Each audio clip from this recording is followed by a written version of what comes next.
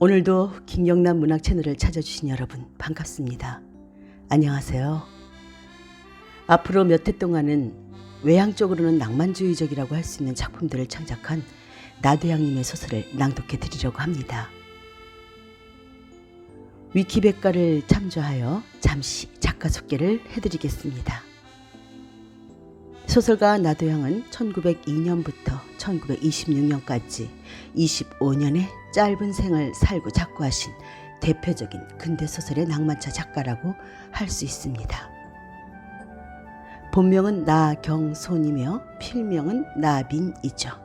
호는 도양입니다. 1922년 백조의 창간 후에 소설 젊은이의 시절을 발표하여 문단에 등장하였는데요. 이상화, 현진건, 박종화 등과 함께 백조파라는 낭만파를 만들었습니다. 작품 활동 초기에는 주로 작가의 자전적 측면에 연관된 내용을 소설로 썼기 때문에 주관적이고 낭만적인 감정토로 감성적인 예술가형 주인공이 주로 등장하는 작품을 많이 썼죠. 그러나 곧 습작기였던 이런 창작 형태를 벗어나서요. 행랑자식, 자기를 찾기 전 등의 작품을 발표했는데요. 이후의 작품은 빈곤, 사회적 계급관계 등 현실의 문제를 정면으로 다루면서 낭만주의를 벗어난 사실주의적 성격을 뚜렷이 보여주는 작품들을 창작하게 됩니다. 제 낭독 초반에 낭독해 드리기도 한 작품인 여이발사는요, 낭만적인 감상주의풍의 작품이라고 볼 수 있습니다. 여이발사를 발표하면서 소설적인 간결함과 냉정한 시선, 객관성을 확보한 문체와 구성으로 극적인 변화를 보여줍니다. 벙어리 삼룡이, 물레방아, 뽕 등의 작품을 통해 낭만적 이상이 지닌 건강성은 현실의 타락한 관계, 환경에 의해서 일그러지고 왜곡된다는 것을 보여주기도 합니다.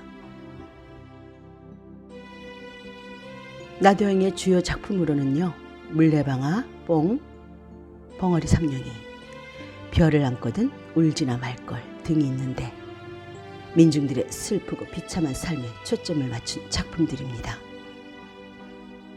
그럼 그 중에서 1922년에 발표한 옛날 꿈은 창백하더이다 작품 낭독을 시작하겠습니다.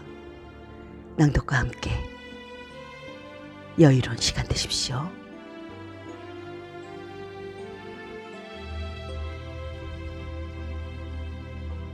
옛날 꿈은 창백하더이다. 나도양. 출전 개벽 30. 1922년 12월. 내가 12살 되던 어떠한 가을이었다. 근 올이나 되는 학교에를 다녀온 나는 책벌을 내던지고 두루마기를 벗고 뒷동산 감나무 밑으로 다름질하여 올라갔다. 쓸쓸스러운 붉은 갓잎이 죽어가는 생물처럼 여기저기 휘둘러서 휘날릴 때 말없이 오는 가을바람이 따뜻한 나의 가슴을 간지르고 지나가매 나도 모르는 쓸쓸한 비애가 나의 두 눈을 공연히 울고 싶게 하였다. 이웃집 감나무에서 감따는 늙은이가 나뭇가지를 흔들 때마다 떼지어 구경하는 떡거머리 아이들과 나이 어린 처녀들의 침 삼키는 고개들이 일제히 위로 향하여치며 붉고 연한 커다란 영감이 힘없이 떨어진다. 음습한 땅 냄새가 저녁 연기와 함께 온 마을을 물들이고 구슬픈 갈가마기 소리 서편 숲속에서 났다. 울타리 바깥 콩나물 우물에서는 저녁 콩나물에 물주는 소리가 척척하게 들릴 적에 촌녀의 행주치마 두른 집세기 걸음이 물동이와 다름박질한다. 나는 날마다 학교에서 돌아오는 길로 하는 것이라고는 이것이 첫 번째 과목이다. 공연히 뒷동산으로 왔다 갔다 한다. 그날도 감나무 동산에서 반숙한 영감 하나를 따먹고 배추밭, 무밭 틈으로 돌아다녔다. 지렁이 똥이 몽글몽글하게 올라온 습기 있는 밭 일환과 고양이 밥이 나 있는 빈 터전을 쓸데없이 돌아다닐 때 건너편 철도 연변에 서 있는 전깃불이 어느 틈에 반짝반짝한다.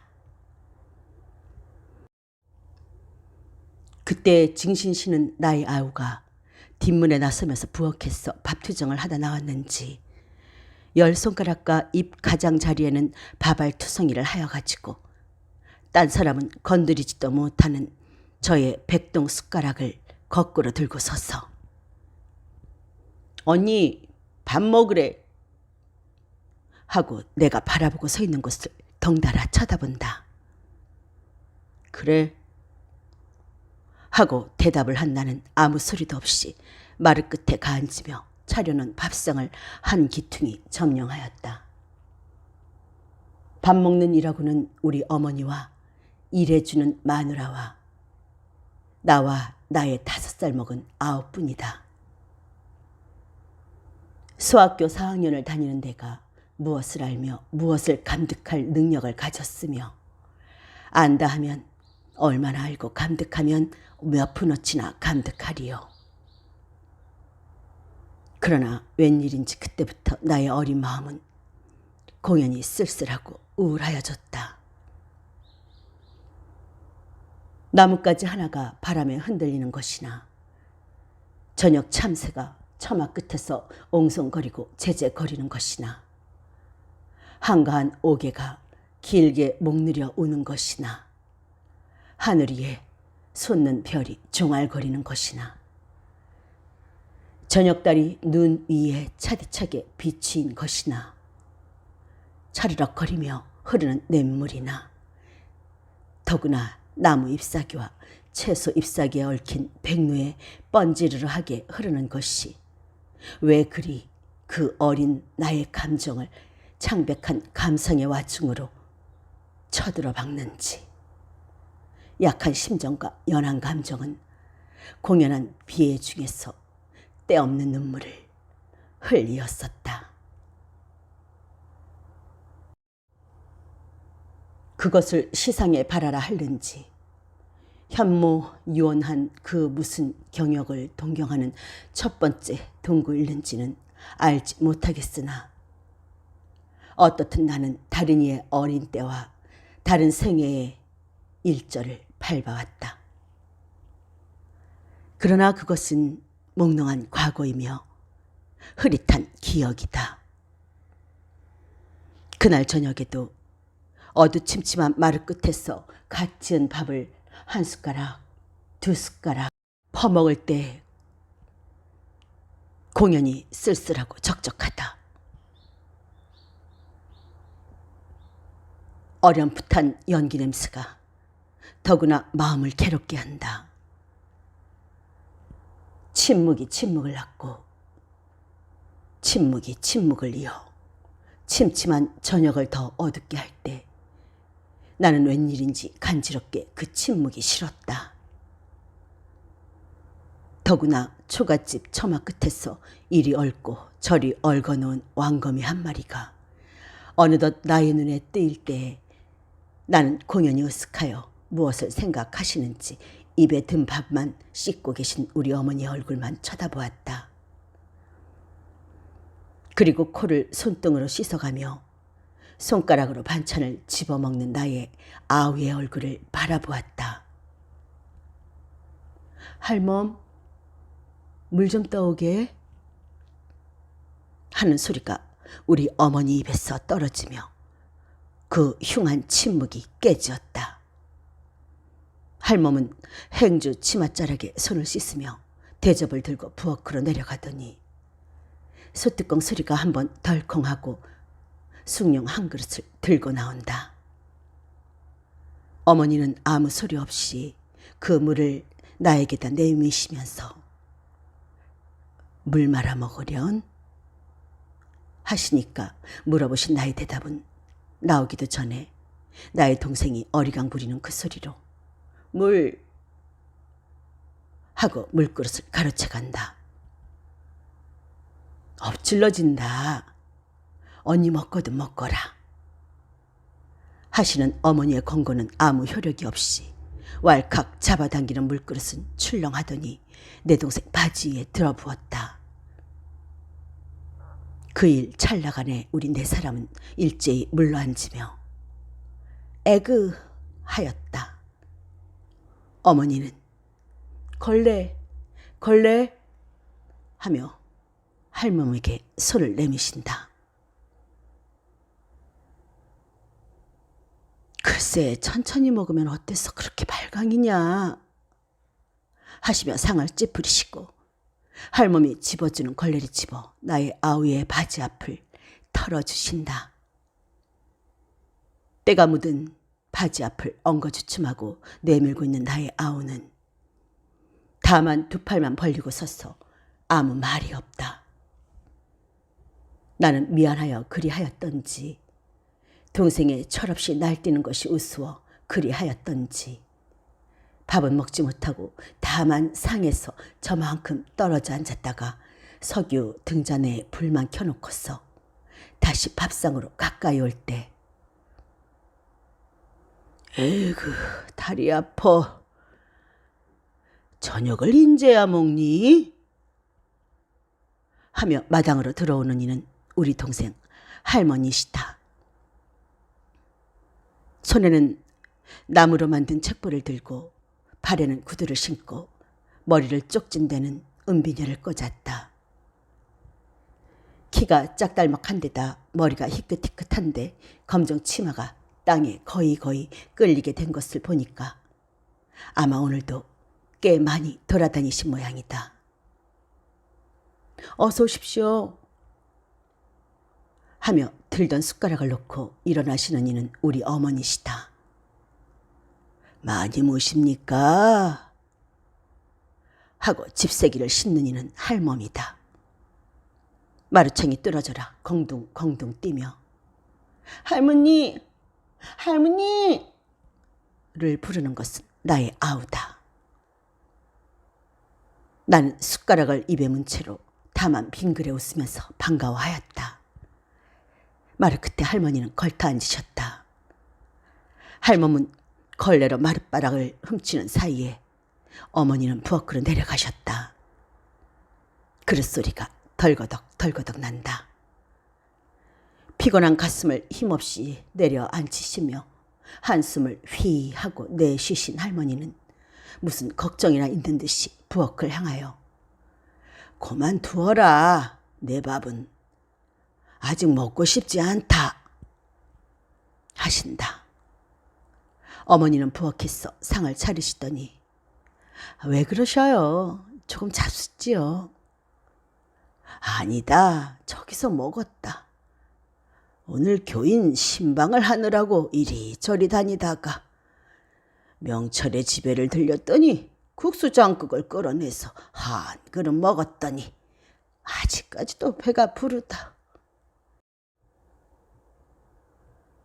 어머니는 차리던 상을 그대로 놓고 부엌문에서 나오며 명철이 집이요?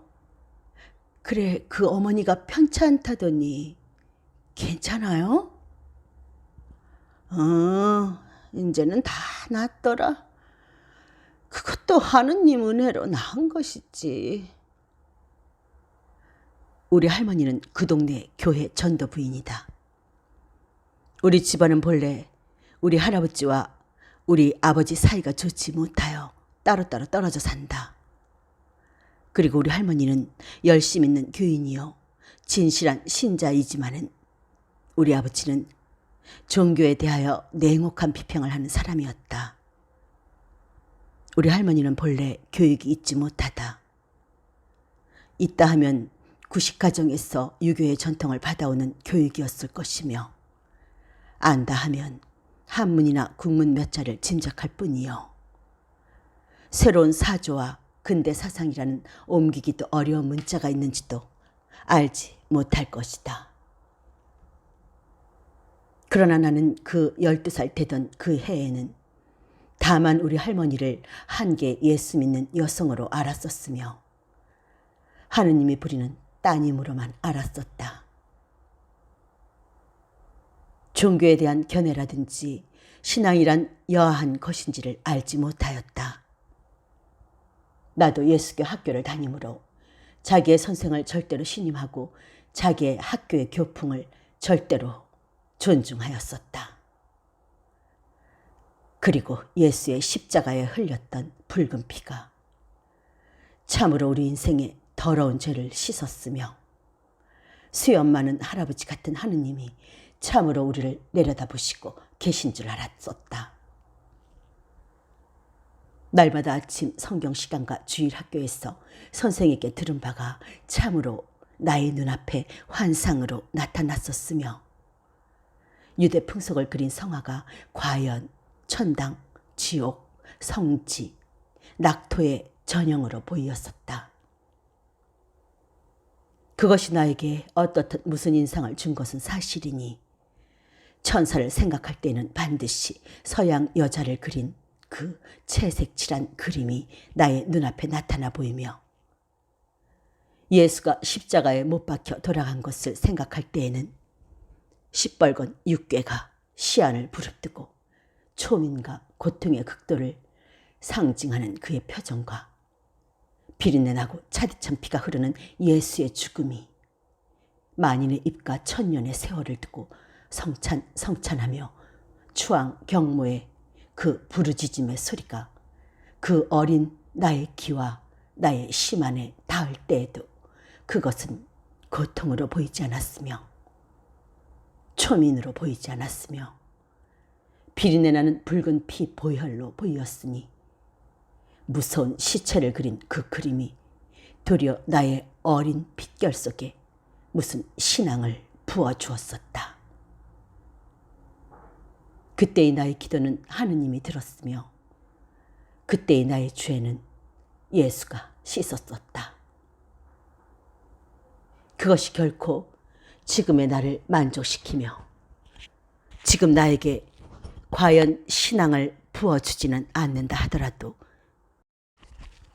내가 12살 되는 그때의 나의 영혼은 있는지 없는지도 판단치 못하던 하느님이 지배하였었으며 2000년 옛날에 숭장이 되어 썩어진 예수가 차지하였었다.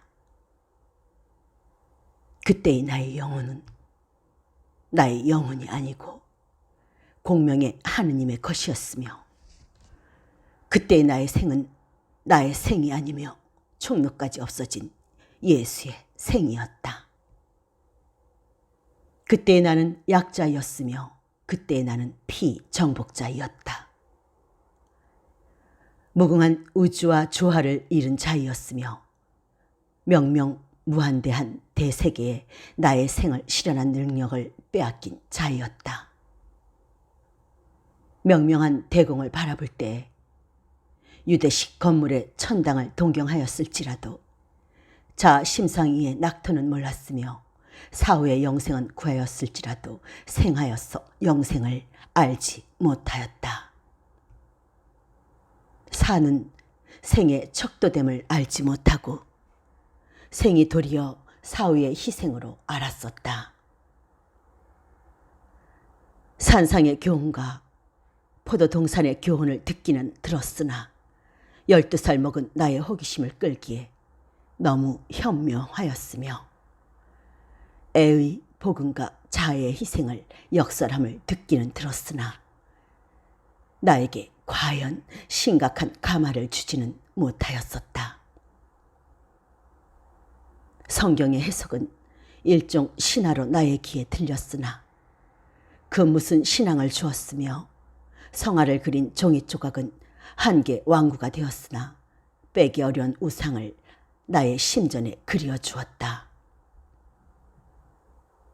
아, 나는 물으려 한다. 하느님의 사자로 자처하고 교회의 일꾼으로 자임하는 우리 할머니의 그때의 내면적이나 외면적을 불문하고 12살밖에 되지 않은 나의 그것과 얼마나 틀린 점이 있었으며 얼마나 나은 점이 있었을는지. 그는 과연 예수의 성은을 날것대로 삼키는 자가 되지 않고 조리하고 익히며 그의 완전한 미각으로 그것을 저작할 줄을 알았을까? 그는 참으로 예수의 정신을, 그의 내적 생활을 체득한 자였을까? 그는 과연 여하한 신앙으로서 생으로 생까지를 살아갔었으며 그는 참으로 어떠한 영감을 예수교에서 감득하였을까? 나는 다만 커다란 의문표를 안 그릴 수가 없다. 그날도 우리 할머니는 여자의 몸의 피곤함을 깨달으면서도 무슨 만족함이 그의 얼굴을 싸고 도는 듯하였다. 그러나 한편으로는 자아 이외에 우리 어머니나 할멈이나 내나 나의 동생을 일개의 죄인시하는 곳에 가련함을 견디지 못하는 듯한 표정이 그의 시들어가는 입 가장자리와 가느다란 눈초리에 희미하게 얽혀 있었다. 할머니는 조금 있다가 눈살을 잠깐 찌푸리시더니 큰일 났어. 예배당에 돈을 좀 가져가야 할 텐데 돈이 있어야지. 다른 사람과 달라서 아니 낼 수도 없고 조금 내자니 우리 집을 그래도 남들이 밥술이나 먹는 줄 아는데 그렇게 할 수도 없고 이런 말씀을 아버지께 여쭈면 고년히 역정만 내시니까 하며 우리 어머니에게 향하여 걱정을 꺼낸다. 요사이 날이 점점 추워져서 시탄비를 내야 할 터인데 김 부인은 벌써 5월을 적었단다. 그이는 정말 말이지 살아가기가 우리 집에다 대면 말할 것도 없지 않느냐. 그런데 아버지께 그런 말씀을 하니까 역정을 내시면서 남이 죽으면 따라 죽느냐고 야단을 치시면서 돈 1원을 주시는구나. 그러니 글쎄 생각을 해보아라. 어떻게 1원을 내니? 내 속이 상해 턱 죽겠어. 하며 그래서 하는 수가 있더냐. 영철이 집에 가서 돈 5원을 지금 구워 가지고 오는 길이란다. 하며 차곡차곡 접어진 이런 지폐 5장을 펴보인다. 우리 어머니는 이렇다 저렇다 말이 없이 가만히 듣고만 있다가 그러면 그것은 어떻게 갚으십니까? 하며 빈곤한 생활에 젖은 우리 어머니는 그 갚는 것이 첫째 문제로 그의 가슴을 거북하게 하였다. 글쎄 그거야 어떻게든지 갚게 되겠지. 하다못해 전당을 잡혀서라도. 하더니 에휴 이젠 그만 가보아야지 하며 벌떡 일어서서 나가려 하다가 아범은 여태까지 안 들어왔니? 한마디를 남겨놓고 바깥으로 나간다. 우리 어머니는 다만 네 언제든지 그렇게 늦는답니다 하며 걱정스러운 듯이 문 밖으로 할머니를 쫓아나간다. 우리 어머니는 아슬랑아슬랑 어둠 속으로 사라져가는 우리 할머니의 뒤 그림자가 사라져 없어져 가는 것을 바라보고 서 있었다. 그리고 그 할머니의 검은 그림자가 다 사라진 뒤에도 여전히 그 할머니의 그림자가 사라져 없어진 곳에서 무엇을 찾는 듯이 바라보고 서 있다. 모든 것이 검기만 한 어두운 밤이다. 나도 나의 동생을 등에 업고 어머니를 쫓아 문 밖에 서 있었다. 어머니는 소매 거든 두 팔을 가슴에 팔짱을 지르고 허리를 구부정하게 하고 섰어 근심스러운 듯이 저쪽 길만 바라보고 서 계시다. 고생살이에 다 썩은 얼굴은 웬일인지 나도 쳐다보기가 싫게 화기가 적다. 머리카락이 이마를 덮은 그의 두 눈은 공연히 쳐다보는 나를 울고 싶게 하였다. 때 묻은 행주 치마와 다 떨어진 집세기가 더욱 나를 부끄럽게 하였다. 하얀 두루마기가 바라보는 어둠 속에서 희미하게 휘날릴 때마다 우리 어머니는 옆에 서 있는 나에게 나지막한 목소리도 아버지인가 보다 하며 나에게 무슨 동의를 청하시는 것처럼 바라보신다. 그러나 그 흰 두루마기가 우리 집으로 향하지 않고 다른 곳으로 지나쳐 버릴 때는 우리 어머니와 나는 섭섭한 웃음을 웃었다. 문간에 서서 아무 말 없이 늦게 돌아오시는 우리 아버지를 기다리는 우리는 1시간이 넘도록 서 있었다. 등에다 고개를 대고 코를 고며 잔다. 이마를 라이팅에다 대고 허리를 새우등같이 구부리고 자다가는 옆으로 떨어질 듯하면 반드시 한 번씩 놀란다. 놀랄 그때 나는 깍지 낀 손을 다시 단단히 쥐고 주춤하고 한 번씩 다시 축히었다. 1시간을 기다려도 아버지는 돌아오시지 않았다. 어머니는 힘없고 낭망한 소리로 문 닫고 들어가자 하시며 에그 어린애가 자는구나 갖다 뉘어라 하시며 대문을 벌컥 닫고 들어오신다. 문 닫는 소리가 어쩐지 쓸쓸하고 적적하다. 우리 집 공중을 싸고 드는 공기의 파동은 연색의 파문을 그리는 듯이 동적이 아니며 정적이었으며 양기가 없고 음기뿐이었다. 회색 칠한 침묵과 갈색의 암흑이 이 기퉁이 저 기퉁이에서 요사한 선물을 추고 있었다. 나는 그때 무엇을 감각하였으며 무엇을 감득하였을까? 회색 침묵과 아득한 암흑이 조화를 잃고 선율이 없이 때없는 쓸쓸한 바람과 섞여 시름 없이 우리 집 전체에 으스스한 공기를 휩싸고 돌아나갈 때 나의 감정을 푸른 감상과 서늘한 감정으로 물들여 주었었다. 마를 끝까지 올라서 나의 눈에 비친 찬장이나 디주나 그 외의 모든 기구가 여러 가지 요마의 화물같이 보일 때 나의 가슴은 더욱 서늘하여졌었다. 다만 나무 잎사귀가 나무 끝에서 바스락하는 것일지라도 나를 방 안으로 뛰어들어가도록 무섭게 하였다.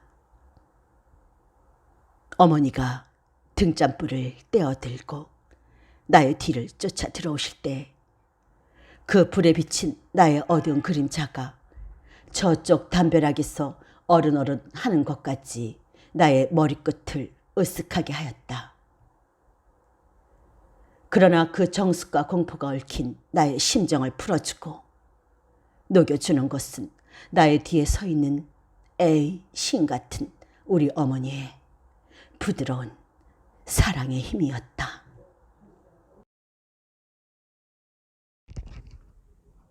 그것은 나의 신앙의 전부였으며 나의 앞길을 무한한 저 앞길로 인도하는 구리 기둥이었다. 베드로가 예수를 보고 갈릴리 바다로 걸어감과 같이 이 세상 모든 것을 추월케 하는 최대의 노력이었다. 등잔불에 기름이었으며 쇠북을 두드리는 방망이였다. 방으로 들어온 나는 아랫목에 자리를 펴고 누워서 복습을 하였다. 본래 공부를 하지 않는 나는 내일의 선생에게 꾸지람이나 듣지 않으려고 산술 숙제 두어 문제를 하는 척하며 다른 종이에 옮겨 베끼고 쓰기 싫은 습자는 내일 아침 일찍 일어나 쓰기로 하였다.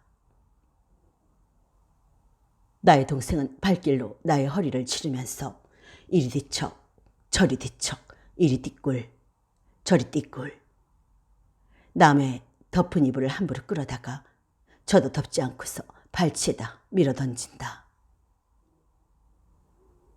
그리고는 힘있는 콧김을 길게 내쉬며 곤하게 잔다. 우리 어머니는 등잔 밑에서 바느질을 하시며 눈만 깜빡깜빡 하신다.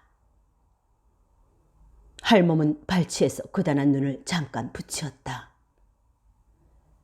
나는 방안이란 조그만 세계에서 4개의 동물이 제각각 다른 상태로 생을 계속하는 가운데 남의 걱정과 남의 근심을 알 줄을 몰랐었다.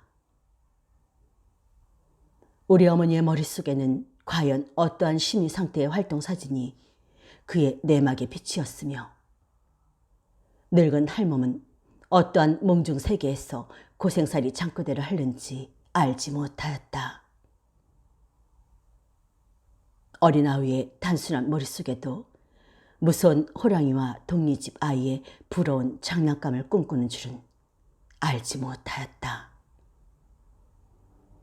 따뜻한 이불 속에서 2 발을 문지르며 편안히 누웠으니 몇십 분 전 가득하던 감정이 이제는 어디로인지 다 달아나고 모든 것이 한가하고 모든 것이 평화롭고 모든 것이 노곤한 감몽을 유인하는 것뿐이었다. 이제는 어느 틈에 옳는지 알지 못하는 달콤한 잠을 기다릴 뿐이었다.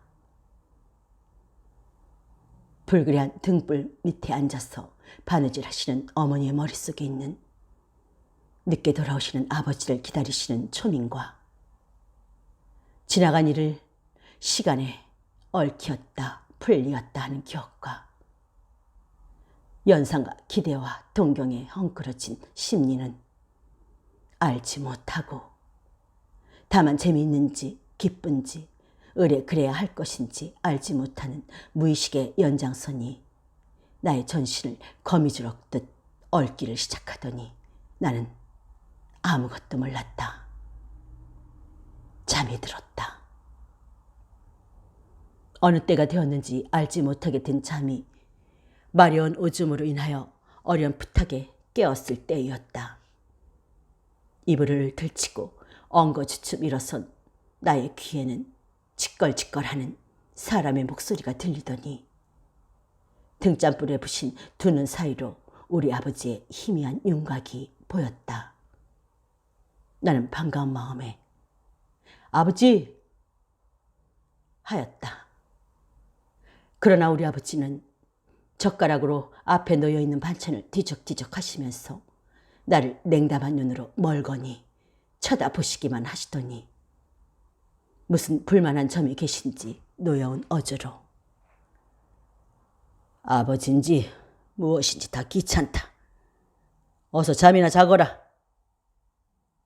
하시고는 다시 본척 만척 하시고 반찬 1 젓가락을 입에다 넣으신다.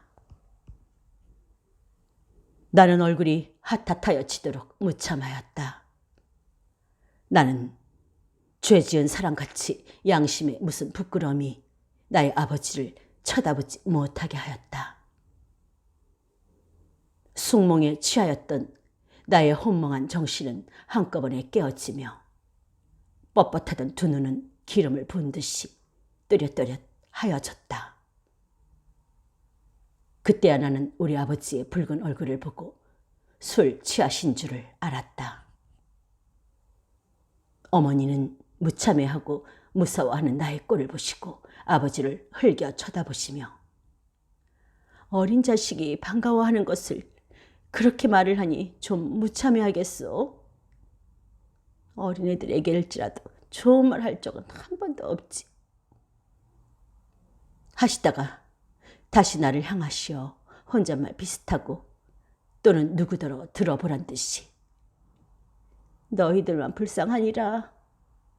아버지라고 믿었다가는 좋지 못한 꼴만 볼 터이니까. 하시며 두 눈을 아래로 깔고 방바닥을 걸레로 훔치시는 채 하신다. 나는 드러눕지도 못하고 일어나지도 못하였다. 드러눕자니 아버지 진지 잡수시는데 불경이 될 터이요. 그대로 앉아있자니 자다가 일어난 몸이 추인 가운데 공연히 무서워서 몸이 떨린다. 이런 때에는 나의 어머니가 변호인이요 비호자임을 다수간의 진행 경험으로 알고 또는 사람의 본능으로 모성의 자애를 신임하는 나는 우리 어머니의 얼굴만 쳐다보았다. 그때 마침 어머니는 어서 누워 자거라. 아버지 진지도 거의 다 잡수셨으니 하셨다. 나의 마음은 얼었던 것이 녹는 듯이 아주 좋았다. 나는 못 이기는 체하고 곁눈으로 아버지의 눈치만 보며 이불자락을 들었다. 그리고는 눈 딱 감고 이불을 귀까지 푹 덮고 그대로 들어 누웠다. 그러나 잠은 어디로 달아나 버렸는지 오지 않는 잠을 억지로 자는 척하지만은 마음은 조마조마하여 못 견딜 지경이었다. 아버지는 숟가락을 탁 집어 상에 내던지시며 내가 없어야 해. 없어야 해. 를 두서너 번 중얼거리시더니 그래. 자기 자식은 굶든지 죽든지 상관하지 않고 예배당인지 무엇인지 거기에다간 빚을 얻어다가 주어야 해? 하시며 옆으로 물러 앉으시니까 어머니는 누가 아루? 왜 그런 화풀이는 내게 다 하우? 하시는 소리가 떨어지기도 전에 뭐? 기가 막혀. 그래 예수가 무엇이고 십자가가 무엇이야? 예배당에 다니네 하고 구두만 신고 다니면 제일인가? 왜 구두를 신어? 그 머리가 허여니까 구두짝을 신고 돌아다니는 꼴이라니. 활동사질 박은만 하지. 예수가 무슨 말을 하였는지 알기들이나 한다나? 그 사생아를 하느님의 아들이라고? 그러나 예수가 나쁜 사람은 아니지. 좋은 사람이지. 참 성인은 성인이야. 그렇지만 소위 예수 믿는 사람들이 예수라는 그 사람을 믿었지 예수가 부르짖은 그 하느님은 믿지 못하였어. 하느님은 이 세상 안이 계신 곳이 없지. 누구에게든지 하느님은 계신 것이야. 다 각각 자기 마음속에 하느님이 계신 것이야. 여편네들이 무엇을 알아야지. 내가 이렇게 떠들면 술 먹고 술주정으로만 알렸다. 우이독경이야. 기먹히지. 여보, 무엇을 아루? 그런 늙은이가 무엇을 알아? 그래 신앙이 무엇인지 참 종교가 무엇인지를 알아? 예수하고 아주 기도를 하고 그것은 다 약자의 짓이야. 사람은 강자가 되어야 해. 우리 어머니는 듣고만 계시다가 듣기 싫소. 웬 참말이요. 그런 말을 하려거든 어머니나 아버지한테 가서 하구려 하시며 상을 들고 나가려고 하시니까 아버지는 무엇이야? 듣기 싫다고? 하시더니 어머니의 치마를 획 잡아 당기시는 김에 치마가 북 하고 찢어졌다. 어머니는 상을 할멈에게 주고 찢어진 치마를 들여다보시며 얼굴이 빨개지신다. 여자인 어머니는 의복의 팥손이 얼만큼 아까운지 모르시는 모양이다. 치마폭이 찢어지는 그 예리한 소리와 함께 우리 어머니의 신경은 뾰족한 바늘 끝으로 쭉 내리패는 것 같이 날카롭고 쓰린 자극을 받으신 모양이다. 이게 무슨 짓이여? 옆에 내 옷을 찢지 못하면 말을 못하오? 그래 무슨 말이여? 어디 말을 좀 해보. 어쩌자고 이러시오. 날마다 늦게 술이나 취하여가지고 만만한 여편네만 못살게 구니 참으로 사람 죽겠구려. 무슨 말이여? 할 말 있거든 어서 하시오. 흥분된 어조를 조금 높이신 까닭에 높은 음성은 또 우리 아버지를 흥분시키는 동시에 노엽게 하였다. 말을 하라고? 남편 된 사람이 옷을 좀 찢었기로 무엇이 어쩌고 어째? 글쎄 내가 무엇이라고 했소? 내가 무슨 죄요? 참으로 허구한 날 사람이 살 수가 없구려. 듣기 싫어. 여편네들이 무엇을 알아야지. 남편의 심리를 몰라주는 여편네가 무슨 일이 있어서. 다 그만두어. 나는 우리 아버지에게 내버림을 당한 사람이고 세상에서 구박을 당한 사람이니까.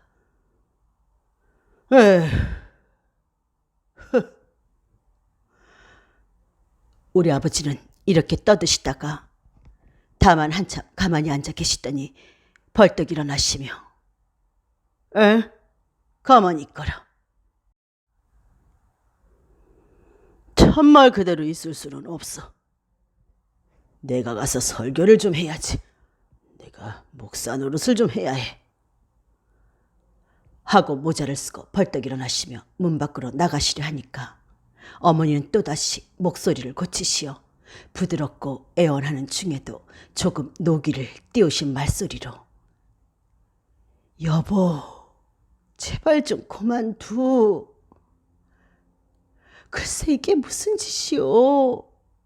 이 밤중에 가기는 어디로 가며 가셔서 어떻게 하실 모양이요. 자 그만 옷 좀 벗고 들어놓구려. 아버지는 듣지도 않고 방문을 획 열어 젖들이셨다. 고요한 저녁 공기가 훈훈한 방 안으로 훅 불어 들어오며 들어 누워있는 나의 온몸을 선뜩하게 하더니 석유 등잔의 불이 두서너 번 번뜩번뜩한다. 어머니는 아버지의 팔을 붙잡으시었다. 웅크리고 말 위에 앉아있던 할멈은 황망하여 하지도 않고 여러 번 경험한 그의 침착한 태도로 두 팔을 벌리고 다만 이리 왔다 저리 왔다 하면서 동정만 살피고 있다. 어머니는 떨리는 목소리로 글쎄 난 부끄럽지도 않소. 어서 들어갑시다. 가기는 어디로 가오. 남이 알면 글쎄 무슨 꼴이오.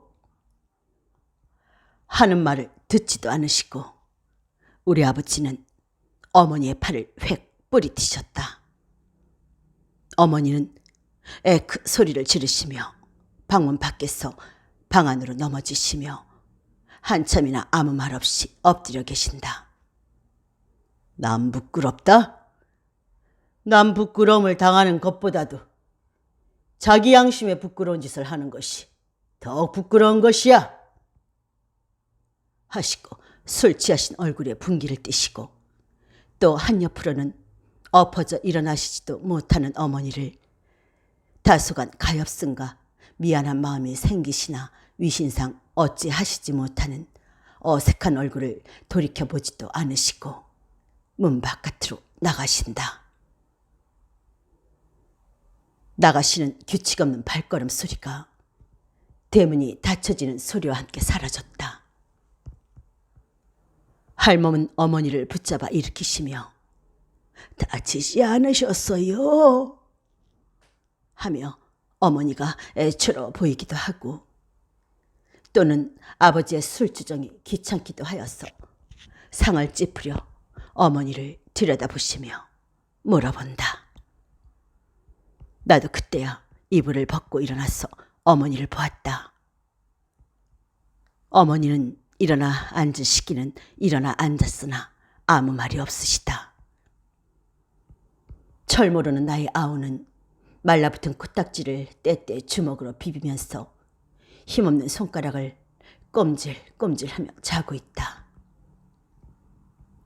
나는 다만 어머니의 동정을 살피고 있었을 뿐이었다. 몇 분간 동안은 아주 고요 정적하여졌다. 폭풍우가 지나간 바다의 물결 같은 공기가 온 방안을 채우고 자는 듯이 고요하다. 그때 나는 어머니의 머리카락이 덮인 두 눈을 바라보았다. 두 눈에는 불에 비쳐 반짝거리는 눈물 방울이 방울방울 떨어지고 있었다. 이것을 본 나의 전신의 뜨거운 피는 바늘 끝으로 찌르는 듯이 파랗게 식는 듯하였다. 나의 마음은 어머니의 눈물에서 그 무슨 비애의 전염을 받은 듯이 극도로 쓰렸었다. 나는 그대로 어머니의 얼굴을 쳐다볼 수가 없어 이불을 뒤집어 쓰고 어머니와 함께 눈물 흘려 울었다. 할멈은 화젓가락만 만지고 있는지 달가닥 달가닥 하는 소리가 들릴 뿐이다. 그리고 어머니의 떨리는 웃음소리와 코 마시는 소리가 이불을 뒤집어 쓴 나의 귀 이에서 연민과 비애의 정을 속삭거려 주었다.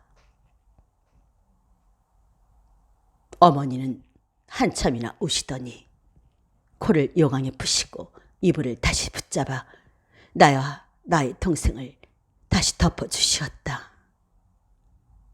그리고 한 손으로 나의 발치와 나의 가장자리를 어루만지실 때 간지러운 자애의 정이 부드러운 명주옥같이 나의 어린 가슴을 따뜻하게 하셨다.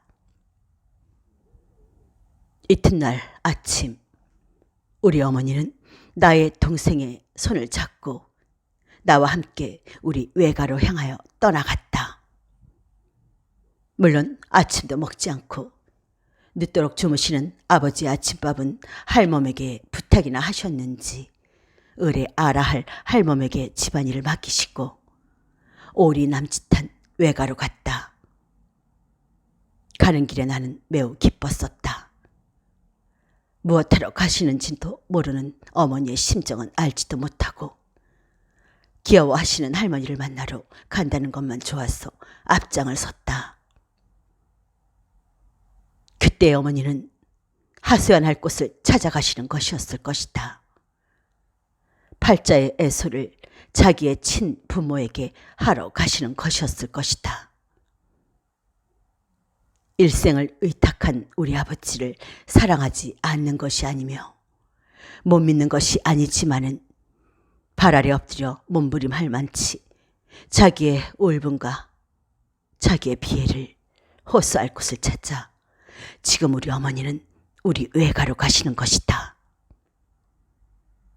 그때 그에게는 자기의 부모가 유일한 하느님이며 위안자였다. 약한 심정을 붙일 만한 신앙을 갖지 못한 우리 어머니는 자애의 나라로 다른 박질하면 거기에 자기를 위로하여 주고 자기의 애소의 기도를 들어줄 아버지 어머니가 계실 것을 믿음이었었다. 명명한 대공과 막막한 천의 저편에 위안 나라를 건설치 못하고 작은 가슴속과 보이지 않는 심상 위에 천당과 낙원을 짓지 못한 우리 어머니는 다만 자애의 동산을 찾아가시었다. 걸어가시는 어머니 얼굴에는 어제 저녁에 울분을 참지 못하시는 푸른 표정과 어머니나 아버지에게 팔자 한탄을 푸념하리라는 굳은 결심의 빛이 보였었다. 가게 앞을 지나고 개천을 건너고 사랑과 길을 피하고 돌멩이가 발끝에 칠 때에도 우리 어머니의 머릿속에는 그것뿐이었을 것이다. 그러나 우리 어머니의 머리는 그렇게 단순한 것이 아니었다. 나 어린 어린아이의 그 마음을 갖지는 않았었다. 우리를 볼 때 우리 아버지를 생각하며 부모의 자애를 생각할 때에도 자기의 중심에서 발동하는 애모의 정을 깨달았다. 그는 자기의 남편을 사랑하는 동시에 자기의 부모를 사랑하였다. 그는 자기 남편의 불명예를 자기 부모에게 하소연하는 것을 아까 집 대문을 나설 때까지는 결심하였을는지는 알지 못하겠으나 반이나 넘어 가까이 자기 부모의 집에 왔을 때 그것을 부끄리는 정이 나오는 동시에 또한 그 불명예스러운 소리를 바라는 아내된 자기의 불명예스러움을 알았다. 그리고 자기 남편의 불명예를 은폐하려는 동시에 자기 부모의 심노를 생각하였다. 자애를 부어주는 자기 부모에게 자기의 울분을 애소하는 것이 자기에게는 좋은 것이나 자기의 부모의 마음을 조심되게 함을 깨달았다. 나의 동생은 아슬렁아슬렁 걸어가면서 뭐라고 감흥에 띈 이야기를 중얼거리면서 걸어간다. 어머니는 외가에 거의 다 왔었을 때 나에게 은근한 목소리로 너 할머니나 할아버지께 어제 저녁에 아버지가 술 먹고 야단했다는 말은 하지 말아라 하시며 무슨 응답이나 들으려시는 듯이 나를 들여다보신다. 나는 예 하였다. 그 예소리가 나의 입에서 떨어지면서 무슨 해결치 못할 문제가 다 풀린 듯한 감이 생기며 집에서 나올 때부터 무슨 불행스럽고 불안하던 마음이 다시 화평하여졌다.